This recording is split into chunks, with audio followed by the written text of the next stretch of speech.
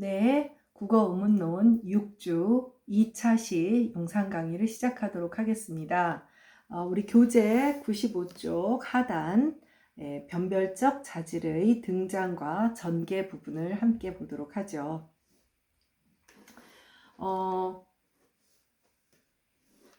구조기술 의문론에서 변별적 자질은 음소들의 대립관계를 체계적으로 정의하기 위한 수단으로 사용되었다. 그리고 또 반면 변형생성 의문론에서 변별적 자질은 음소를 아예 대신하여 의문론 기술에서 최소 기본 단위가 되었다. 자, 그래서 여기서 여러분들에게 낯선 개념인 구조기술 의문론과 변형생성 의문론이라고 하는 두 가지 이제 이론이 나와요. 사실 이제 이 부분에 대해서 장황하게 설명을 할 필요는 없지만, 그럼 입장이 어떻게 다르냐 하면, 일단은 우리가 지금 음소를 설정하는 측면에서 봤을 때는 구조기술 의문론의 입장은 음소를 단위로 하고요. 상대적으로 변형생성 의문론에서는 변별적 자질을 기본 단위로 설정을 합니다. 그러니까 변형생성 의문론에 오면 음소가 기본 단위가 되지 않아요. 왜냐하면 변별적 자질로 음소를 규정할 수 있게 되니까요. 이 두 개의 이론이 어떻게 다르냐? 사실은 변형생성 의문론도 구조기술 의문론에 파생된, 그러니까 구조기술주의에 근거를 하고 있는 거예요. 그러니까 구조기술주의라고 하는 것은 의문론뿐 아니라 모든 언어학의 베이스가 되는 개념인데요. 말 그대로 언어를 분석하여 구조체로 보고 그러한 사실을 describe, 언어학적으로 기술을 하는 거예요. 기술을 해서 설명적 타당성을 얻어내는 것을 목적으로 하죠. 반면에 변형생성 의문론은 뭐냐면 구조와 기술의 개념은 다 근거를 기저에 두고 있지만 단 그 구조에 기저와 표면이 있다라는 새로운 개념을 갖고 나오는 거예요. 그래서 예를 들면 우리가 가라는 어떤 자 예를 들면 우리가 이렇게 학교를 가려고 나오는데 엄마가 가? 이렇게 물어볼 수 있죠. 자, 그런데 여러분들은 이 문장이 표면적으로 보면 영국의 폐쇄음 플러스 후설 저모음의 연쇄에 불과해요. 그쵸? 음성적으로는. 그런데 모두들 그 발화를 들으면 가, 학교 가 등등 이렇게 대답을 하죠. 사실은 그 가라는 이 분절음은 기저구조에서는 문장인 거예요. 너 가니? 이렇게 물어보는 의문문인 것이죠. 근데 그 기저가 표면에 가가 될 때는 뭐 주어가 생략되고 그다음에 어민 니가 의문형의 니가 생략되는 여러 가지 표면의 형태를 만들어내기 위한 표면의 형태로 만들어낸 변형되는 그리고 기저에서 표면으로 생성해내는 그런 과정이 있다라고 이해를 하는 거예요. 그러니까 구조기술주의를 반대하는 것이 아니라 구조기술주의를 또 다른 차원에서 발전시킨 것이죠.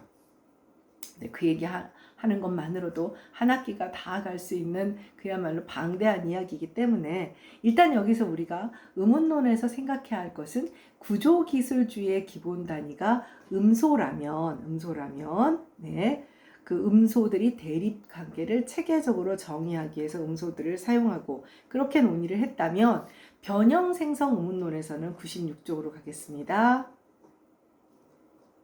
변형생성 의문론에서는 변별적 자질은 음소를 아예 대신해서 의문론 기술의 최소 기본 단위가 되었던 거죠. 그래서 포네믹스라는 음소론이 있어요. 구조기술주의에서는 음소론이 아주 바탕이 되는 것이었는데요. 변형생성 의문론에서는 음소론이 거의 필요하지 않게 되었죠. 그래서 구조를 기술하는 것을 넘어서 그러한 유형이나 체계가 왜 만들어졌는지를 설명하는 것. 그래서 explanation in phonology라고 해요. 그러니까 설명하는 것에 더 포커스를 두었던 것이죠. 구조기술주의는 사실 관찰적이고 기술적이에요. 이 어떤 현상이 어떻게 일어나는가를 관찰하고 그것을 describe, 기술을 하는 것이죠. 그런데 그거를 넘어서서 왜 이러한 현상이 나타나는가, 왜 이러한 구조가 만들어지는가에 대한 설명을 얻어내고자 하는 것이고, 그 설명적 타당성을 설명적 타당성을 추구하는 연구 방법의 변별적 자질이 굉장히 유용했다라는 거예요. 간단히 말하면 이런 거예요. 자, 구조기술주의에서 관찰적 그리고 기술적인 측면이라고 하면, 자, 먹 플러스 는이에요. 그쵸? 대한민국 사람이면 누구나 먹는으로 발음을 하죠. 네, 소위 이제 비음화를 겪은 거예요. 비음화를 겪은 거예요. 자, 그러면 관찰을 하고, 먹는, 이거 니은 앞에서는 폐쇄음이 비음으로 바뀌네. 관찰을 하고 그걸 기술을 합니다. 기술을 하는 거예요. 치조 비음 앞에서 영국의 폐쇄음이 영국의 비음으로 바뀌었다. 기술을 했어요. 자, 그러면 여기까지가 관찰과 기술이거든요. 그 다음 단계, 왜? 여러분은 답할 수 있죠. 치조 비음이 가지고 있는 비음성 때문에 선행하는 영국의 폐쇄음이 비음성을 얻어서 영국의 비음으로 바뀐다. 좋은 방법만 좋은 방법상의 비음을 갖는 것으로 바뀐다. 설명을 하게 되는 거죠. 그 설명의 연구 방법의 도구로서 변별적 자질이 사용될 수 있게 되는 겁니다. 네, 결과적으로 이들 변형 생성 의문론은 변별적 자질을 이용해서 의문론적인 예측이 가능한 자연 부류, 그러니까 내추럴 클래스를 설정하는 것에 주된 목적이 있었어요. 자연 부류를 설정한다라고 하는 것은 무슨 얘기냐면 직관적으로 우리가 언어의 직관을 가지고 있어요. 예를 들면 여러분들한테 내가 일단 편의상 칠판이 없다 보니, 네, 그래서 이럴 때 이제 중강의를 하면 이제 좀 표시를 하고 그럴 수는 있는데, 비읍과 그 다음에 니은과 그리고 디귿, 자, 비읍, 니은, 디귿, 이렇게 세 개의 분절음을 준다라고 했을 때 가까운 것끼리 두 개를 묶으면 어떻게 묶을 수 있을까요? 아마 두 가지를 다 생각하는 사람도 있고 하나만 생각하는 사람도 있을 거예요. 비읍, 니은, 디귿, 편의상 문자로 말했어요. 니은, 디귿을 묶는 사람도 있고요. 그렇죠? 그리고 비읍과 디귿을 묶는 사람도 있을 거예요. 비읍과 디귿을 묶는 사람은 평음이자 장애음. 왜냐하면 니은은 공명자음이니까요. 반면 니은과 디귿을 묶는 사람은 같은 치조 위치에서 발음되는 치조음이란 측면에서 공통성을 갖고 있기 때문에 묶기도 할 겁니다. 상대적으로 비읍과 니은을 함께 묶는 사람은 없을 거예요. 직관적으로. 자, 사실 여기서 직관적으로 니은과 디귿, 비읍과 디귿을 자연 부류로 묶을 수 있어요. 묶을 수 있는데 여러분들은 이미 간단하게도 배웠기 때문에 야, 그거 그게 같은 거 아니야? 라는 직관에 의지하지 않고 니은과 디귿은 치조 위치라고 하는 조음 위치에서의 공통점을 가지고 있는 자연부류이고, 비읍과 디귿은 평폐쇄음이라고 하는 동일한 그 조음 방법이 이제 장애음, 순수자음이란 측면에서 자연부류로 묶을 수 있다고 답을 할 수 있게 되는 것이죠. 즉 변별적 자질은 방금 말했다시피 음소들의 자연부류를 설정하는 데 아주 유용했던 것이죠. 네. 결과적으로 변별적 자질을 이용했을 때 의문 현상의 기술이 타당성과 경제성을 확보할 수 있게 됐습니다. 네, 다음 달라. 음소기술의 기본 단위로서 변별적 자질의 개념을 제일 먼저 제시한 사람은 세르게이 트루베츠코이라는 사람이에요. 트루베츠코이는 체코 사람이고 프라그라고도 부릅니다. 사실 이제 나중에 얘기를 하겠지만 여기 트루베츠코이와 로만 야콥슨이라는 사람이 창안한 그런 개념입니다. 근데 이들은 모두 프라그 학파에 속하는 사람이에요. 바로 프라하 학파입니다. 체코를 중심으로 하는 동유럽의 슬라브어권에서 어떤 구조주의, 유럽의 구조주의를 만들어내게 되는데, 그 유럽 구조주의의 어떤 태동을 만들어내는 대표적인 두 학자가 트루베츠코이와 야콥슨이고, 이 두 사람이 변별적 자질의 개념을 창안해냅니다. 이후에 이런 개념들이 있다가 로만 야콥스는 이제 트루베츠코이는 여러분이 보다시피 1860년에 이제 죽는 사람이고요. 로만 야콥스는 상대적으로 그의 제자뻘이라고 하는 것을 알 수 있고, 로만 야콥스는 1982년까지 살아요. 로만 야콥슨이 이제 지금 방금 프라하 학파, 유럽 구조주의의 그 어떤 태도 같은 사람인데, 사실 이제 트루베츠코이가 더 이제 선구자죠.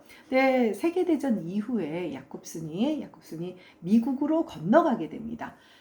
미국에도 구조주의가 있었는데, 이 미국의 구조주의가 뭐냐면 유럽의 구조주의와는 다른, 우리가 상보적 분포 개념 생각나죠?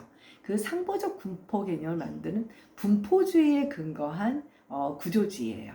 상대적으로 그러면 프라하 학파, 유럽 구조주의는 어땠냐? 최소 대립상의 개념을 만들어낸 구조주의예요. 자, 그래서 결과적으로 로만 야콥슨이 미국으로 뭐 망명 비슷한 걸 한 걸로 알고 있는데, 넘어감으로써 두 개의 유럽 대륙의 구조주의와 미국의 구조주의가 만나게 됩니다. 만나게 되면서 로만 야콥슨의 트루베츠코이와 함께 창안했던 변별적 자질의 이론이 발전을 하게 되죠. 1950년대에 야콥슨, 판트 할레의 Preliminaries to Speech Analysis라는 책부터 또 Fundamentals of Language라는 것에서 지금 우리가 사용하고 있는 것과는 조금 좀 달라요. 좀 다르기는 하지만 좀 더 음향음성학적인 자질들을 조금 더 많이 사용하기는 하지만, 기본적인 뭐 플러스 마이너스 개념을 이용한다든가 하는 자질의 기본적인 체계, 자질을 명세하는 방법 등등의 그 체계는 기틀을 만들게 됩니다. 그래서 여기 뭐 보면 음향적인 속성이 더 컸다. 그래서 뭐 음향 스펙트로그램을 이용한다든지, 그래서 앞서 살펴봤던 공명서 자질, 그리고 음조서 자질, 이런 것들을 만들어냈죠. 이제 뒤에 표를 볼 때 그때 같이 보도록 하고요. 그 다음에 1971년에 와서 개정판을 만들어냅니다. 이제 거의 이제 야콥슨의 말년에 이제 좀 정리를 하게 되는 것이죠. 여기에 이제 그 야콥슨 할레, Fundamentals of Language에서 이제 새로운 자질들, 그러니까 기존에 있던 자질들을 좀 더 정리한 것이라고 생각을 하면 돼요. 그래서 요거는 그 표를 한번 보도록 하겠습니다. 이제 아마 여러분들이 이제 변별적 자질을 공부하다 보면 이제 종류도 많고 이걸 내가 어떻게 다 외우지 헉헉하는데, 사실 지금 여기에 소개하고 있는 97쪽에서 소개하고 있는 야콥슨 할레, 그리고 야콥슨 할레 1956년, 1971년의 이 자질들은 사실은 국어 의문론에서는 거의 사용하지 않는 자질들이 굉장히 많아요. 음향적인 속성이 많고, 사실 이제 국어 의문론에서 사용하는 자질은 나중에 배우겠지만, 여기 지금 계속 거듭해서 나오는 모리스 할레라는 사람이 있어요. 이 모리스 할레라는 사람이 나중에 이제 좀 이제 변형 생성 문법이죠. 변형 생성 문법. 이 통사론에서 변형 생성주의가 더 먼저 만들어지고, 그것이 의문론과 의미론과 같은 다른 분야까지 다 파급이 되는데, 이 변형 생성주의, 그 synthetic structure에 관한 그런 변형 생성주의를 만들어낸 사람이 여러분도 잘 아는 노암 촘스키라는 사람이에요. 근데 이 노암 촘스키와 이제 모리스 할레가 1968년에 이제 뒤에 또 얘기가 나옵니다. 사운드 패턴 오브 잉글리시라고 하는 책 속에서 제시하고 있는 조음음성학적인 변별적 자질이, 사실 이제 대개의 1980년대, 90년대 또 한국 국어 의문론의 변별적 체계의 기틀이 됩니다. 그래서 여기 이 지금 97쪽에 있는 것은 소개하는 것이고, 여기에도 지금 우리에게 영향을 주는 텐스 렉스 같은 것은 있기는 하고, 보켈릭, 난 보켈릭 이런 것들이 있기는 하지만, 그렇게 예를 들면 컴팩트, 디퓨즈 이런 것들은 굳이 외우지 않아도 되는 것입니다. 단 여러분들한테 좀 소개를 해서 변별적 자질이 역사적으로 이러한 흐름을 통해서 현대에 이르러서 사용되고 있다라는 것쯤은 좀 알아두면 좋을 것 같아요. 먼저 보면은 기본적으로 56년판 그 Fundamentals of Language와 71년판 Fundamentals of Language는 조금 차이가 있어요. 일단 여러분들이 표만 보더라도 긴장성 자질이, 그러니까 텐슬렉스가 원래 있었어요. 텐슬렉스가 있었는데, 그러니까 있었지만 분류를 좀 다시 한 거예요. 여기서 또 한 가지 공명성 자질과 음조성 자질, 요걸 내가 그냥 넘어갔는데, 공명성 자질은 우리가 일반적으로 생각하는, 지금 우리가 생각하는 소노리티랑은 조금 조금 달라요. 우리는 좀 편안하게 뭐 이제 공명강에서의 울림도 정도로 생각을 하고 있는데, 다시 96쪽으로 가보면 96쪽의 끝에서 하나, 둘, 셋, 넷, 다섯, 여섯, 일곱째 줄, 음향 스펙트로그램을 분석하고 관찰하여 공명성 자질이 9개와 음조성 자질 3개를 이원 대립하는 양가적인 대립을 하는 것으로 설정했다. 그러니까 무슨 얘기냐면, 사실 엄밀하게 하면서 우리 앞에서 공명성이라는 것은 음향 분석기의 분석과 관련이 있었잖아요. 그러니까 그런 분석의 근거에서 얘기를 하고 있는 거예요. 그러니까 우리가 지금 생각하는 것처럼 공명음의 대부분은 모음이다. 이거 그렇게 좀 단순한 그런 공명 자질은 아니에요. 네. 어쨌든 그래서 여기 이제 긴장성 자질을 따로 71년 판에서, 이거는 이제 뭔가 아니야, 이거는 텐슬렉스는 단순한 공명성 자질을 다 묶어놓는 것으로는 얘기가 안 될 것 같아 라고 이제 분리를 한 거죠. 여기서 보면 일단 50년, 71년 판과 동일하게 보캘릭, 난 보캘릭. 보캘릭이 뭐예요? 모음성이죠. 모음성, 그리고 난 보캘릭, 마이너스 모음성, 이 두 개를 설정을 하고요. 콘소넌탈, 난 콘소넌탈, 자음성, 그리고 마이너스 자음성 다 있습니다. 그 다음 네이저, 비음성, 그 다음 오랄은 구강성이겠죠. 그러니까 이 양가적인 속성을 다 보여주고 있는 거예요. 컴팩트 디퓨즈는 이제 이거는 뒤에 가서 또 설명을 살짝 할 테니까, 여기 지금 뒤에 가면 설명이 조금 나오게 됩니다. 그래서 일단 그거는 그런 자질이 있고, 그 다음에 컨티뉴언트는 지속성, 폐쇄성 반대되는 거, 디스컨티뉴언트 것을 abrupt, 갑자기라는 뜻이죠. 그다음 스트라이던트와 멜로우. 스트라이던트는 좀 시끄럽다는 뜻이고, 체크드, 언체크드, 이것도 별로. 컴팩트 디퓨즈랑 체크드, 언체크드가 가장 낯선, 거의 사용하지 않는 거예요. 그다음 보이스리스, 유성, 지금도 사용하는 거죠, 무성. 텐스렉스. 그다음 음조성 자질로 가면 그레이브, 에큐트, 플랫 플레인, 샵 플레인, 이런 것들이 있어요.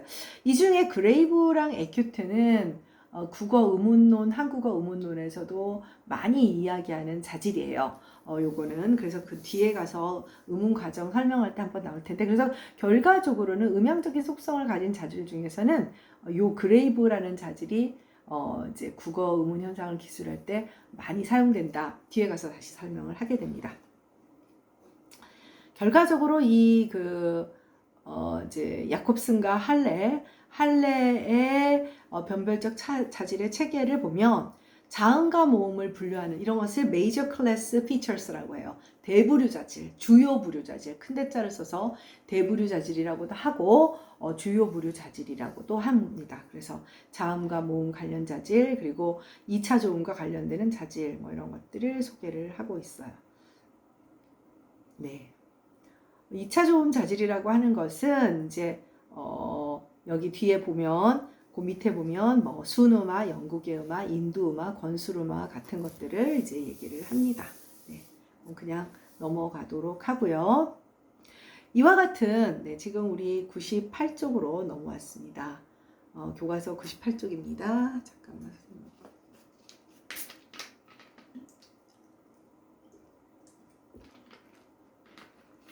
네, 그래서 이 야콥슨 할레의 변별적 자질은 주로 음향적인 특성에 근거한 것이라는 것, 그리고 이원적 대립, 플러스 마이너스의 양가적인 대립으로 이분법적인, 이러면서 그 변별적 자질은 바이너리 시스템이라고 해요. 이분 체계를 가지고 있다라고 해서 바이너리 시스템을 가지고 있고, 네, 그렇게 변별적 자질의 기본 틀은 만들어놨어요. 보다시피 여러분이 봐도 보켈리 그대로 쓰고 있네, 이런 것들 확인할 수가 있죠. 이후 변별적 자질이 좀 더 일반적인 모델은 조금 전에 말했던 촘스키 할레의 이제 노암 촘스키와 모리스 할레의 SP 1968년에 나온 SP라는 체계에서 비롯됩니다. 그리고 이 SP 체계가 그대로는 아니고 좀 이제 한국어 의문론의 스타일로 좀 변화하게 되지만 그 기조 자체는 SP 체계를 그대로 사용을 해요. 근데 특히 조음이 치자질에서는 조금 문제가 있긴 하죠. 왜냐하면 사운드 패턴 오브 잉글리시거든요.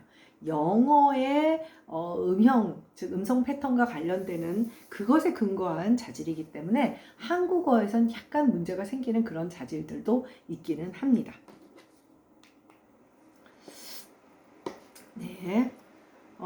자, 그래서 이 야콥슨 할레의 체계와는 좀 많이 달라서 그 다른 점을 이제 설명을 하면, 첫째, 변형 생성 문법의 이론적 모델에 근거한 까닭에 음소들의 대립관계와 체계를 설정하는 것에 머무르지 않고 음운 현상들이 규칙화와 일반화를 위한 그 도구로 사용을 하는 거죠. 그 음소뿐 아니라 음소의 기술은 당연하지만 그들이 나타나는 여러 가지 음운 현상들, 뭐 비음하다, 뭐 구개음하다, 이런 것들을 변별적 자질을 가지고 설명할 수 있기 때문에, 앞서 이야기한 설명적 타당성을 가지고 있도록 설명할 수 있기 때문에 이제 음운 현상들의 규칙화와 일반화를 위한 경제적 기술 도구로 사용할 수 있게 됐죠.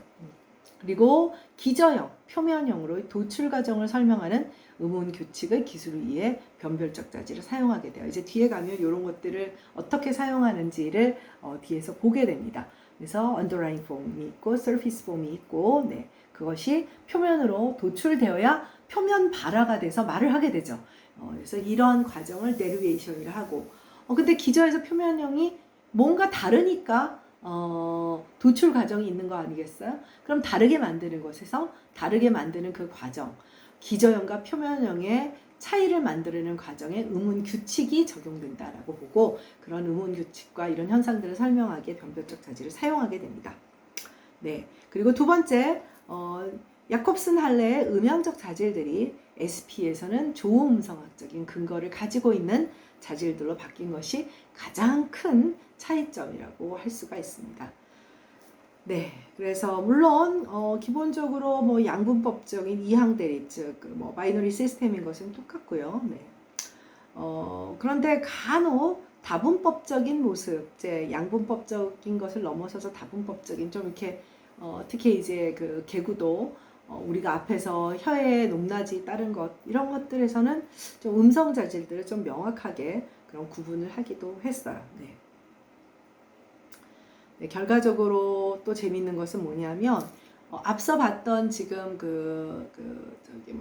야콥슨 할레의 변별적 자질보다는 개수가 좀 늘어나게 돼요. 그런 이유는 뭐냐면 이 변별적 자질을 통해서 인간이 실현할 수 있는 모든 보편적인 어떤 유니버설 랭귀지라고 하죠. 파티큘러 랭귀지뿐 아니라 개별 언어뿐 아니라 모든 보편 언어, 지구상에 존재하는 모든 언어음의 음성적 가능성을 다 기술할 수 있게끔 하는 자질을 만들고자 하는 욕심을 부리게 됐어요. 그러다 보니 자질의 개수가 36개나 되고, 자질의 분류 체계도 주요 부류 자질, 좋은 방법 자질, 좋은 위치 자질, 현몸 자질, 부차적 자질, 운율적 자질, 이렇게 굉장히 많은 수의 자질들을 설정을 하게 됩니다.